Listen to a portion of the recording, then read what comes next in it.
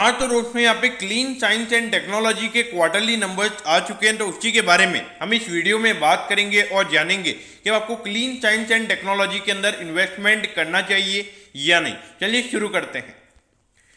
तो देखिए, सबसे पहले अगर हम यहाँ पे कंपनी के टोटल रेवेन्यू की अगर हम बात करें तो पिछले क्वार्टर के कंपैरिजन में यहाँ पे कंपनी का रेवेन्यू 9% बढ़कर 146 करोड़ का यहाँ पे कंपनी का टोटल रेवेन्यू इस क्वार्टर में निकल कर आया है। और अगर हम यहाँ पे प्रॉफिटेबिलिटी की बात करें तो नेट प्रॉफिट यहाँ पे कंपनी का 2% बढ़कर 54 करोड़ का यहाँ पे कंपनी को टोटल नेट प्रॉफिट इस क्वार्टर में हुआ है।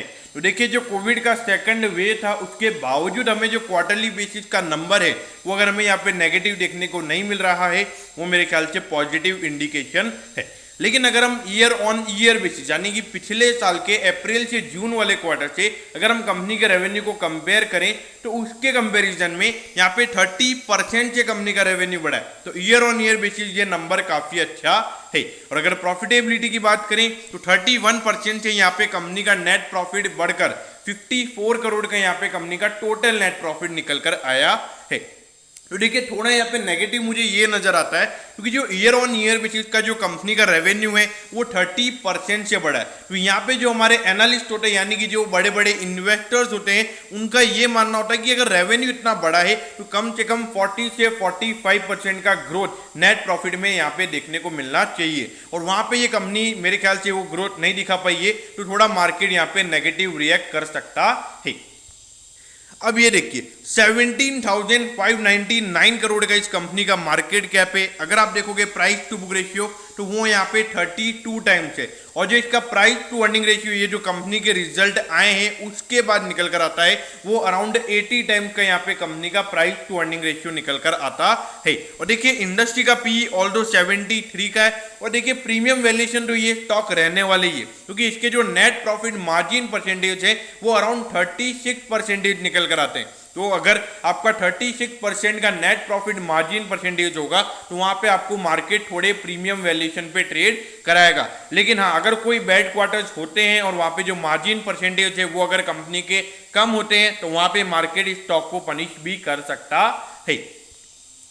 अब ये देखिए, अगर आप पिछले 4 साल से अगर हम देखें तो पिछले 4 साल से लगातार जिस तरीके से यहाँ पे कंसिस्टेंटली कंपनी का रेवेन्यू बढ़ रहा है वो यहाँ पे एक्सपोनेंशियली हमें दिख रहा है कि एक्सपोनेंशियली यहाँ पे कंपनी हमें ग्रो होती हुई नजर आ रही है। और अगर प्रॉफिटेबिलिटी की बात करें तो हर साल यहाँ पे जो कंपनी की प्रॉफिटेबिलिटी है वो भी अराउंड 20 से 25% हमें ईयर ऑन ईयर बेसिस पे बढ़ती हुई नजर आ रही है।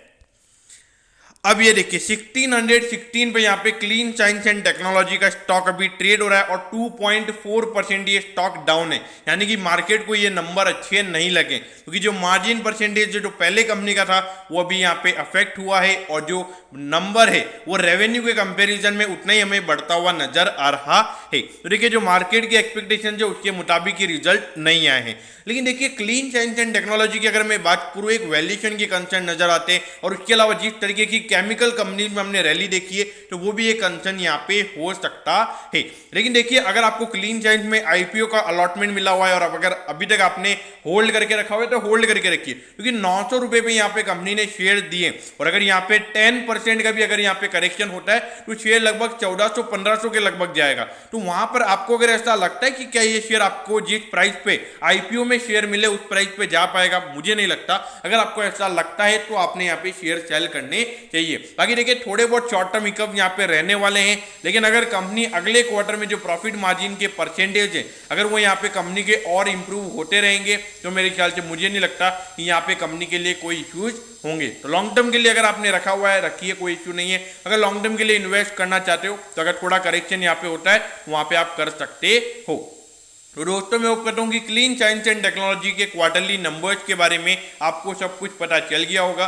अगर आपकी कोई भी क्वेरीज है तो आप कमेंट कीजिए, मैं जरूर आपके कमेंट पर रिप्लाई करूंगा। ओके दोस्तों, thank you, have a nice day.